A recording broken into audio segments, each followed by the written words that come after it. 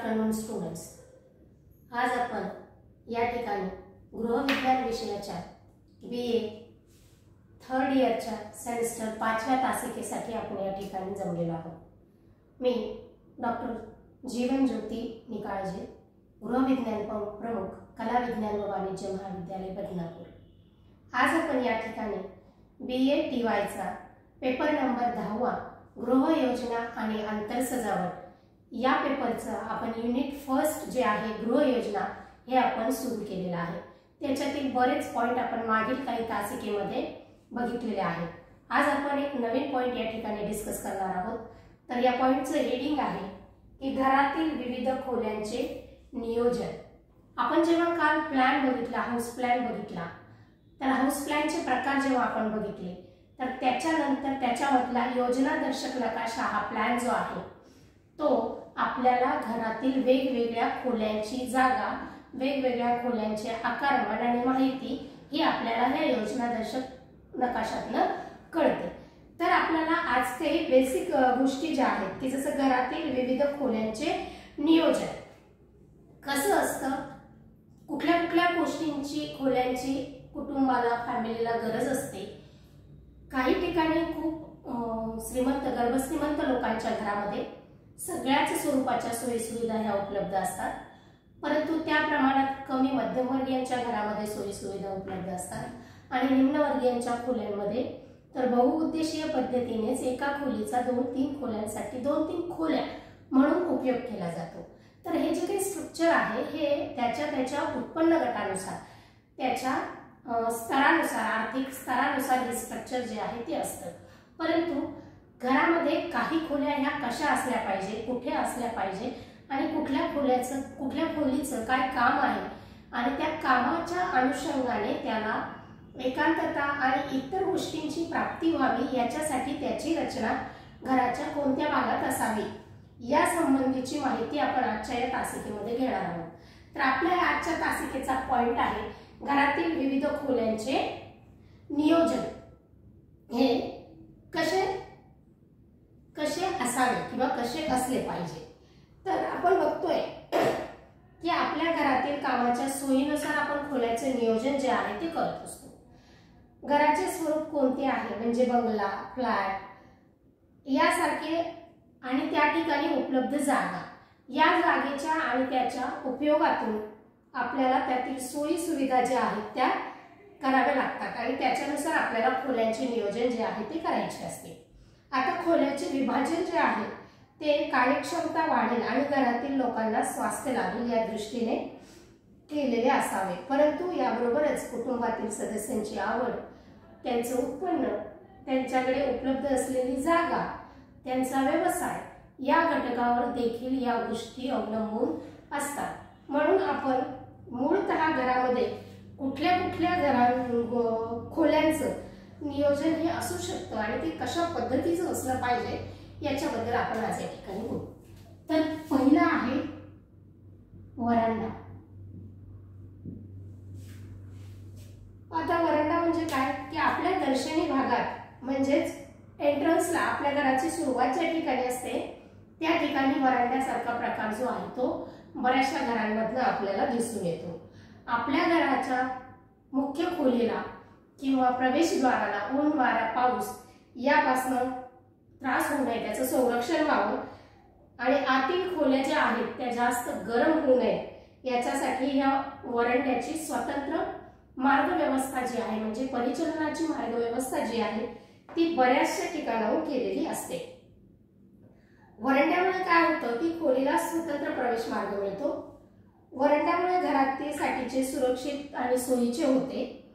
वरांड्यात घरी येणाऱ्या व्यक्तीचे स्वागत करण्यासाठी ही जागा जी आहे ती उपयोगी पडते. वेळ प्रसंगी थोडा काळ बसणाऱ्या लोकांसाठी, थोडा काळ थांबणाऱ्या पाहुण्यांसाठी ही जागा उपयोगाची होते. म्हणून घरी कोणी जर आलं आणि थोडा वेळ जर ते थांबणार असेल तर त्यांना आपण वरांड्याच्या ठिकाणी बसून त्यांचं आदरातिथ्य जे आहे ते करू शकतो. तर असं हे जो काही वरांडा आहे जो आपल्या घराला ऊन, वारा आणि पावसापासून संरक्षण देतो आणि इतर खोल्यांना प्रायव्हसी मिळावी याच्यासाठी त्याचा उपयोग होतो. आणि वरांडा जो आहे हा मुख्यतः मुख्य खोली म्हणजे आपली जी ड्रॉइंग रूम असते, ज्याला आपण बैठक खोली म्हणतो, त्या खोलीच्याच दिशेने उघडणारा हा वरांडा असतो. आणि यासोबतच या वरांड्याचा मल्टिपल उपयोग जो आहे तो होऊ शकतो की येणाऱ्या पाहुण्यांना थोडा वेळ बसण्यासाठीची जागा, येणाऱ्या पाहुण्यांचं प्रथमतः स्वागत त्या ठिकाणी होऊ शकतं. त्याच्यानंतर त्या ठिकाणी पाहुण्यांच्या काही वस्तू, चप्पल, बूट वगैरे यासारख्या गोष्टींची सुरक्षितता किंवा काढण्याची व्यवस्था ही म्हणजे डायरेक्ट दरवाजामध्ये न येता ती त्या परिसरामध्ये आपल्याला सोय करता येते. तर अशा प्रमाणे घरासाठी वरांड्याचं नियोजन हे असतं. यानंतर 2 नंबर आहे बैठक खोली.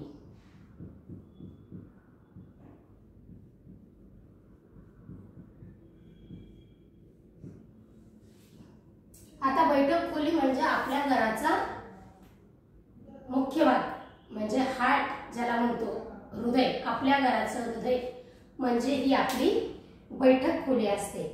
या खोलीचा मुख्य उद्देश असतो की आपल्या घरात येणाऱ्या पाहुण्यांचं स्वागत आणि त्यांना उत्साहपूर्ण वातावरण देणं हे या खोलीचं मुख्य उद्देश असतो. बैठक खोलीची सजावट ही घरातील इतर व्यक्तींच्या आवडीनिवडीनुसार केली जाते. इतर खोल्यापेक्षा ही खोली जी आहे ती आकाराने मोठी असते. या खोलीचा आकारमान आणि सजावट ही व्यक्तीच्या कुटुंबाच्या आर्थिक स्तरानुसार केलेली असते. कुटुंबातील व्यक्तीचे व्यक्तिमत्व, सामाजिक स्तराची कल्पना या खोलीमुळे येत असते. याच खोलीत मनोरंजनाचे साधने देखील ठेवली जातात. कुटुंबातील सण समारंभ हे बैठक खोलीच्या उपयोगातूनच साजरे केले जातात. काही ठिकाणी बैठक खोलीत पार्टिशन घालून जेवणाचा टेबल किंवा जेवणाची व्यवस्था ही केली जाते.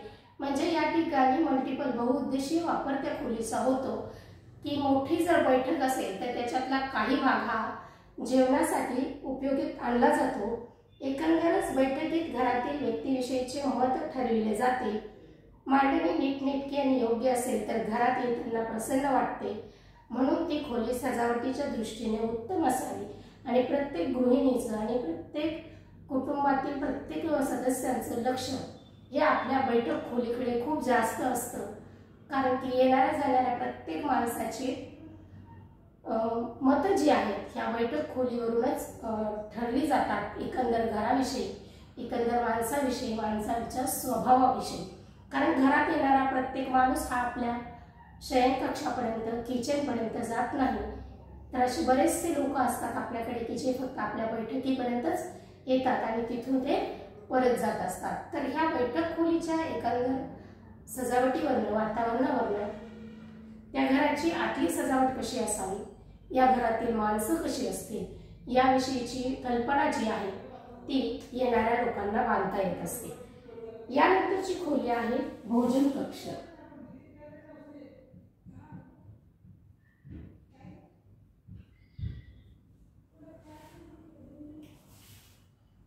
आत्ताच आपण बोलताना बोललो की जर बैठक खोली मोठी असेल तर त्याचं काही भाग विभाजन करून हा जेवणाच्या खोलीमध्ये वापर केला जातो. त्या भागाचा कुटुंबातील सदस्य आणि जीवन पद्धतीनुसार या गोष्टींचा उपयोग केला जातो.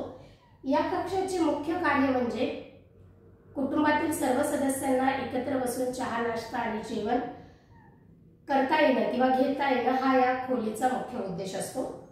भोजन कक्षामध्ये डायनिंग टेबल हा एक महत्त्वाचा भाग आहे.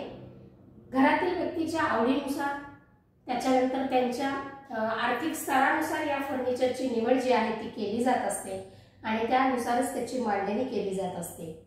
भोजन कक्षाच्या जवळ एका बाजूला बैठक आणि दुसऱ्या बाजूला स्वयंपाक घर असावे असं योग्य आहे. कारण की बैठक खोलीला लागूनच असणाऱ्या पाहुण्यांना जेवण्यासाठी जास्त रूम मधनं फिरावं लागत नाही. तर बैठक खोलीतून ते डायरेक्ट भोजन कक्षात येऊ शकतात. फक्त भोजन कक्षाची जेव्हा आपण व्यवस्था करत असतो किंवा नियोजन करत असतो तेव्हा एकच गोष्ट त्या ठिकाणी लक्षात घ्यायला पाहिजे की भोजन कक्षामध्ये वारा म्हणजे वायुविजन आणि प्रकाशविजन या दोन्ही गोष्टी त्या ठिकाणी योग्य पद्धतीच्या असल्या पाहिजे. कारण की जेवताना वातावरण हे प्रसन्न आणि प्रफुल्लित असले पाहिजे आणि ते योग्य लाइटिंगमुळे आणि योग्य हवेच्या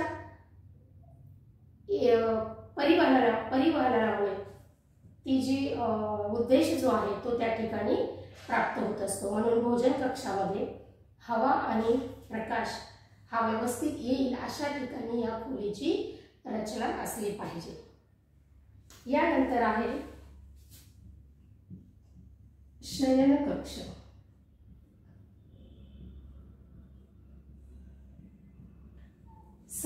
शयन कक्ष म्हणजे झोपण्याची खोली, बेडरूम। विश्रांतीचं हे स्थान असतं, म्हणजे या ठिकाणी व्यक्ती कामावरून आल्यानंतर किंवा आजाराच्या वेळेमध्ये कुठल्याही परिस्थितीमध्ये या खोलीचा उपयोग जो आहे तो व्यक्ती विश्रांतीसाठी, आराम करण्यासाठी करत असतो। तर यामध्ये वस्तू संग्रहासाठी कपाटे, ड्रेसिंग टेबल, पलंग, खुर्ची, लिहिण्यासाठीचा टेबल, बसण्यासाठीची आराम खुर्ची यासारख्या फर्निचरचा समावेश जो आहे तो या खोल्यांमधून केलेला असतो। ही खोली कुठल्याही येण्या जाण्याच्या रस्त्याच्या बाजूला असू नये आणि समोरच्या बाजूला देखील असू नये, तर ही खोली साधारणपणे आपल्या घराच्या मागच्या बाजूला असावी की ज्यामुळे त्या ठिकाणी शांतता मिळेल। शयन कक्ष हे प्रत्येकाच्या आर्थिक परिस्थितीनुसार त्याचा आकार आणि त्याच्या सोयी सुविधा या ठरवल्या जातात किंवा त्या पद्धतीने त्या आखल्या जातात। शयनगृहामध्ये मुख्यतः एक मास्टर बेडरूम म्हणजे गृहप्रमुखासाठी असलेली रूम, मुलांसाठी, पाहुण्यांसाठी, वृद्धांसाठी असे वेगवेगळ्या प्रकारचे शयन कक्ष जे आहेत ते आपल्या घरामध्ये असू शकतात। काही घरांमधनं या सगळ्या शयन कक्ष हे उपलब्ध होऊ शकत नाही, कारण की प्रत्येकाची आर्थिक स्तर आणि जागा ह्या दोन गोष्टी या ठिकाणी प्रभावित करतात। कारण की जर आर्थिक कुवत नसेल आणि तेवढी जागा उपलब्ध नसेल तर त्या ठिकाणी या सगळ्या खोल्या उपलब्ध होणे थोडंसं अशक्य असे या ठिकाणी होते। शयन कक्षातील फर्निचर हे कोणासाठी आहे त्याच्या आवश्यकतेनुसार त्याची मांडणीची केलेली असावी व हे कधी कधी या ठिकाणी बहुउद्देशीय फर्निचरचा उपयोग देखील आपण करून आपली जागा जी आहे ती कमी जागेमध्ये आपण जास्तीत जास्त सामान बसवण्याचा प्रयत्न या ठिकाणी करत असतो। की जसं दिवाण जेव्हा आपण घेतो तेव्हा जर आपण बॉक्स दिवाण घेतला तर त्या ठिकाणी त्याच्या बॉक्समध्ये आपण आपलं वेगवेगळ्या स्वरूपाचं सामान जे आहे ते त्या ठिकाणी आपण स्टोअर करू शकतो आणि मग आपल्या रूममध्ये सामानाचा पसारा दिसत नाही। तर अशा पद्धतीने शयन कक्षाची व्यवस्था ही प्रत्येक घरामधनं असली पाहिजे। त्याच्यानंतर आहे पाहुण्यांची खोली।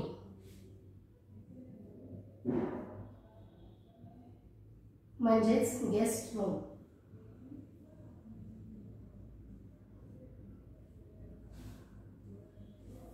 घरात भरपूर खोल्या असल्यास पाहुण्यांची स्वतंत्र खोली असते। पाहुण्यांच्या खोलीला इतर खोल्याशी संबंध येणार नाही अशा पद्धतीने त्या पाहुण्याच्या खोलीची रचना असली पाहिजे। पाहुण्याच्या खोलीला लागूनच प्रसाधन गृह असलं पाहिजे। या खोलीमध्ये आवश्यक तेवढं फर्निचर त्या ठिकाणी असलं पाहिजे की जसं पलंग, कपाट, ड्रेसिंग टेबल, टेबल खुर्ची, लिहिण्यासाठी किंवा वाचण्यासाठी, विश्रांतीसाठी आराम खुर्ची। पाहुण्यांची खोली ही ज्यांचे घर मोठे आहे व जागा भरपूर आहे त्यांच्याकडेच ही सोय असते। अन्यथा आपण बघतो की बऱ्याच वेळेस पाहुण्यांसाठी आपल्या सर्वसामान्य लोकांच्या इथे हॉलचा उपयोग जो आहे तो बऱ्याच वेळेस केला जातो किंवा आपलीच शयनगृह जे आहे, आपली बेडरूम जी आहे ती त्या ठिकाणी पाहुण्यांसाठी शेअर केली जात असते। म्हणून प्रत्येकाच्याच घरामध्ये पाहुण्यांची खोली ही वेगळी असेलच असं नाही, परंतु ज्यांच्याकडे जागा आणि पैसा दोन्ही गोष्टी जर उपलब्ध आहेत तर त्यांच्याकडे पाहुण्यांची खोली ही असते आणि त्याच्यामध्ये आवश्यक तेवढं फर्निचर हे असलं पाहिजे आणि ही खोली आपल्या इतर खोल्यांपेक्षा थोडीशी विलग असली पाहिजे की जेणेकरून त्याचा अडथळा किंवा अडचण जी आहे एकांतता भंग होण्यासाठीच्या दृष्टीने योग्य राहील। अशा पद्धतीने या पाहुण्यांच्या खोलीची रचना ही घरामध्ये असली पाहिजे। त्याच्यानंतर आहे बहुउद्देशीय खोली।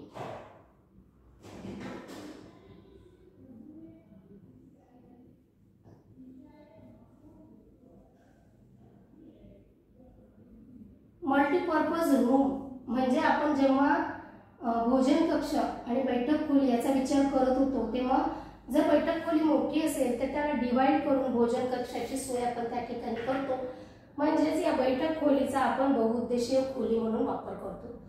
परंतु ज्या ठिकाणी जागा आणि पैसा उपलब्ध आहे त्यांना असं खूप कमी वेळेस करावं लागतं, पण ज्यांना जागा कमी असेल किंवा सदस्यांना जागा जर अपुरी पडत असेल तर एका खोलीचा उपयोग दुसरे कार्य करण्यासाठी देखील केला जातो, की जसं बैठक खोलींचा उपयोग अभ्यासासाठी, पाहुण्यांसाठी म्हणून देखील वापरली जाते आणि स्वयंपाकघर हेच जेवणाचं घर म्हणून देखील जेवणाची खोली म्हणून देखील वापरलं जातं। म्हणजे यामध्ये आपला उद्देश जो आहे तो पूर्ण होईल अशा पद्धतीने ही योजना जी आहे बहुउद्देशीय खोलीची योजना जी आहे ती केली जाते आणि व्यक्तीच्या आवश्यकतेनुसार त्याचा वापर जो आहे त्या खोलीचा वापर हा बहुउद्देशीय पद्धतीने केला जातो। यानंतर आपण बघूयात पूजाघर।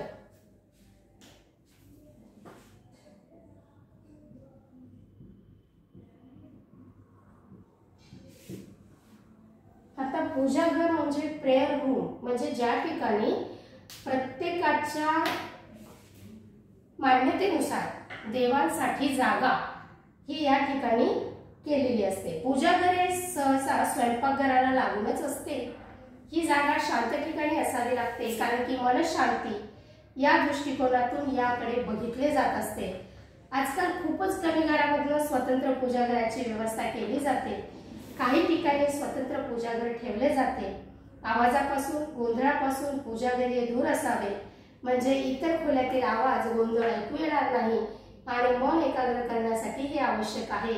म्हणून पूजाघर शक्य असल्यास स्वतंत्र असावे, त्यामुळे मानसिक समाधान त्या ठिकाणी प्राप्त होऊ शकते। परंतु जसं आपण बोलतो आहोत की प्रत्येकाच्या कुवतीनुसार आणि जागेच्या उपलब्धतेनुसार सगळ्यालाच पूजाघर हे सेपरेट करता येणं शक्य नसतं। म्हणून आपण आजही बऱ्याच घरामध्ये बघतो की हॉलमध्येच एक सेपरेट भिंतीमध्ये अशा पद्धतीने जागा केली जाते किंवा किचनमध्ये अशा पद्धतीने देवघराची रचना जी आहे ती केली जात असते। उद्देश हा फक्त एकच असतो की आपल्या मान्यतेनुसार असलेल्या आपल्या देवांची पूजा ही त्या ठिकाणी केली जावी। परंतु ही पूजा करताना मनाची एकाग्रता ही साधता यायला पाहिजे। मन त्या ठिकाणी एकाग्र आणि शांत व्हायला पाहिजे। म्हणून ज्या ठिकाणी गोंगाट किंवा कलकल राहणार नाही अशा ठिकाणावर या रूमची, या खोलीची योजना जी आहे ती असली पाहिजे। यानंतर आहे कोठीघर म्हणजे स्टोर रूम।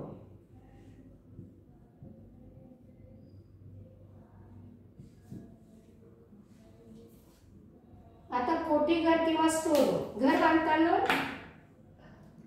बरेच लोक स्वतंत्र कोठीघराची व्यवस्था करतात, कारण की आता खरेदीचं फॅड जे आहे ते इतकं लोकांना लागलेलं आहे की आवश्यक आणि अनावश्यक अशा सगळ्याच वस्तू आपण खरेदी करत असतो आणि मग त्याचा साठा त्या कुठे ठेवावा हा मोठा प्रश्न आपल्या समोर निर्माण होत असतो आणि मग त्याच्यासाठी आपल्याला स्टोर रूमची, कोठीघराची आवश्यकता असते।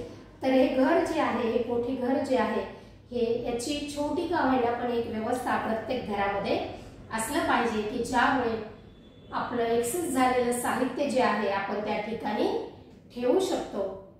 ही जागा जी आहे ती स्वयंपाकघराला लागूनच असली पाहिजे, कारण तिथे ठेवलेलं सामान हे आपल्याला जसं धान्य, डाळी, दुळी ह्या वस्तू आपल्याला लवकर प्राप्त होतील आणि कोठीघरामध्ये ऊन आणि हवा या दोन्ही गोष्टी व्यवस्थित प्रमाणात येणं गरजेचं आहे, कारण की धान्य आणि किराणा सामानाला मॉइश्चर जे आहे ते लागू नये आणि त्याच्यामुळे किड्याचा उपद्रव जो आहे तो तिथे होऊ नये, म्हणून हे कोठीघर जे आहे ते भरपूर प्रकाशाने हवा यायला हवी अशा ठिकाणी असावं। कोठीघराची योजना ही अशी असली पाहिजे की त्या ठिकाणी आपलं सर्व अन्नधान्य, कधीतरी लागणाऱ्या वस्तू, इतर सामान अशा सामानाचं आपण विभाजन करून त्या कोठीघरात भिंतीच्या साईडनी बॉक्सेस किंवा कंपार्टमेंट्स करून त्या ठिकाणी त्या वस्तू त्या गोष्टी आपण स्टोअर करू शकतो। भिंतीतील कपाटे त्या ठिकाणी बांधून आपण त्याचं विभाजनानुसार त्या ठिकाणी आपण सामान ठेवू शकतो। आणि जर कपाट वगैरे यासारख्या सोयी आपण त्या ठिकाणी उपलब्ध करून घेतल्या तर त्या कोठी घराची स्वच्छता करणं, साफसफाई करणं हे देखील घरच्या गृहिणीला सोपं जाते। यानंतर आहे स्नानगृह म्हणजे प्रसाधनगृह, बाथरूम।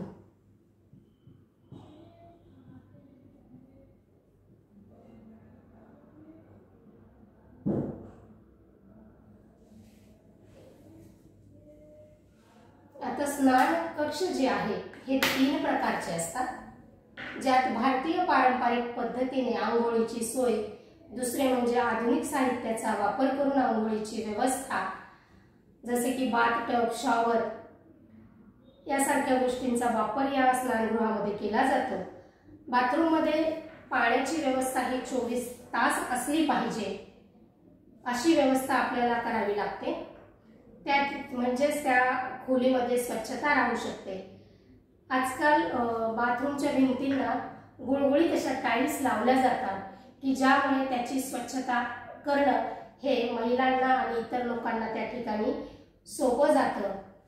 बाथरूम खालची फरशी सुद्धा गुळगुळीत असते, यात सिरॅमिक टाइल्सचा वापर केला जातो, त्यामुळे स्वच्छ करायला आणि ह्या टाइल्स या दिसायला सुंदर दिसतात। बाथरूम मध्ये इतर लागणारे साहित्य जसे की साबण, तेल, शॅम्पू म्हणजे बाथरूम मध्ये ज्या गोष्टी लागतात त्या गोष्टी आपल्याला स्टोअर करण्यासाठी विशिष्ट प्रकारचं कंपार्टमेंट, कपाट किंवा जागा ही त्या ठिकाणी असणं आवश्यक आहे। बाथरूमचा आकार हा कमीत कमी 2x11 चौरस मीटर असावा।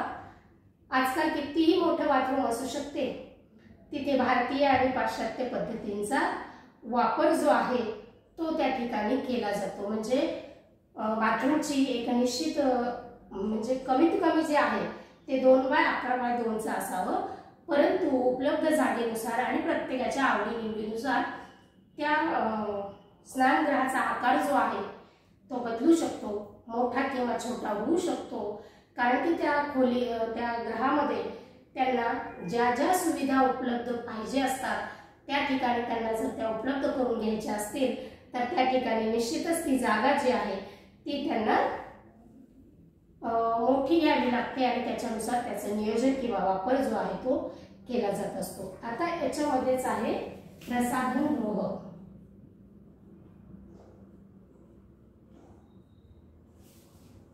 आता हे प्रसाधनगृह जे आहे ते बाथरूम प्रमाणेच प्रसाधन कक्षाच्या टाइल्स ह्या सुद्धा सिरॅमिक आणि गुळगुळीत स्वरूपाच्या असाव्यात की जेणेकरून त्या ठिकाणी स्वच्छता करणे सोपे जाईल। या प्रसाधनगृहातही भरपूर पाण्याची व्यवस्था असली पाहिजे।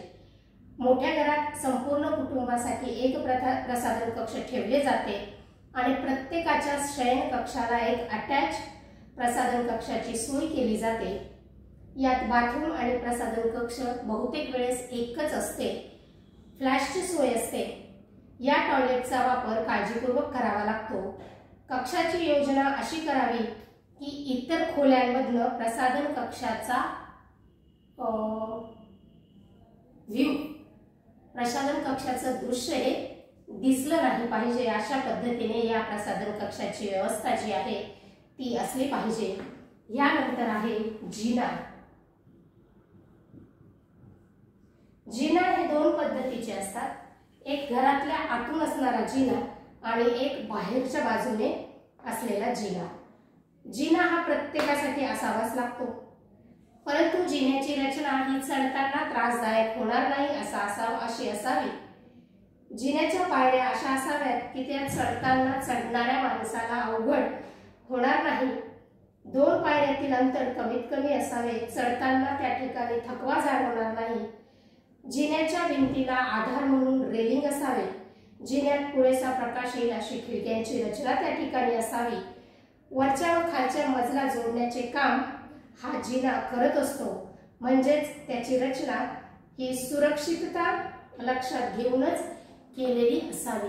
हे घरातल्या आतल्या जिन्याच्या बद्दलचं बोलणं झालंय।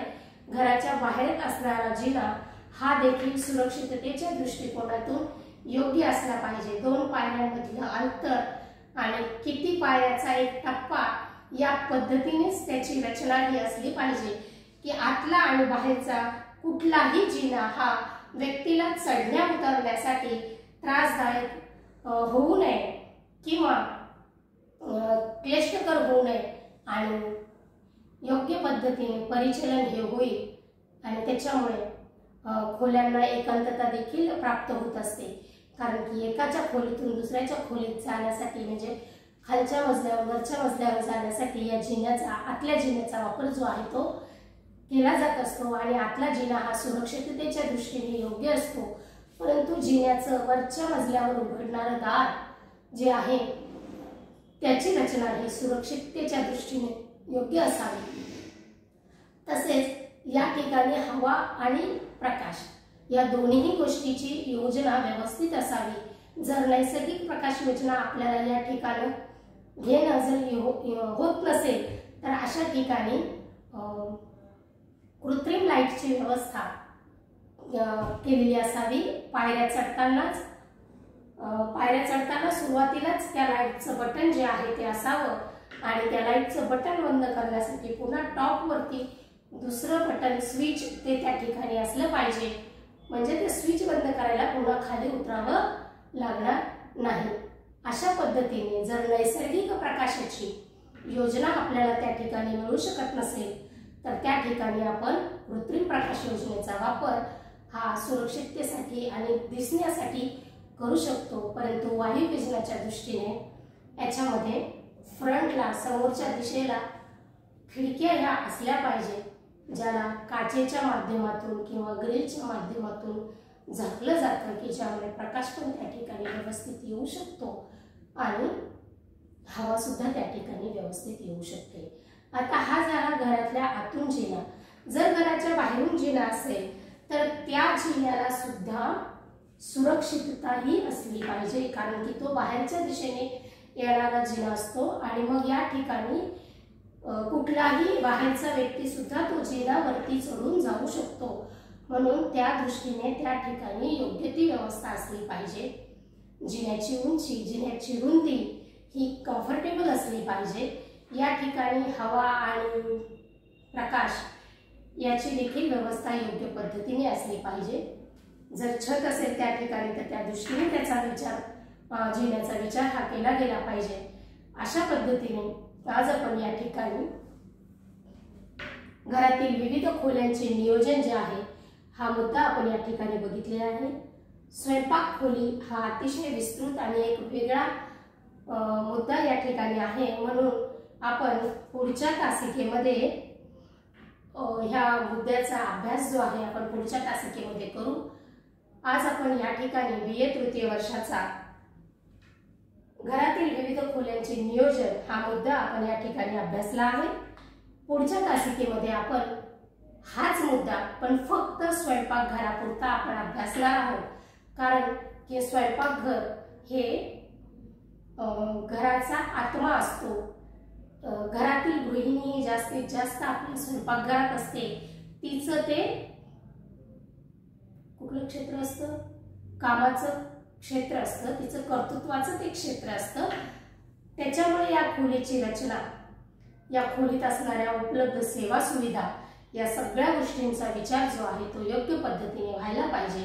म्हणून आपण हा मुद्दा जो आहे हा मुद्दा आपण पुढच्या तासिकेमध्ये डिस्कस करू। आज आपण या ठिकाणी थांबतो आहोत। पुढच्या तासिकेमध्ये आपण स्वयंपाकघर हा विषय घेऊन पुन्हा भेटूयात। थँक्यू।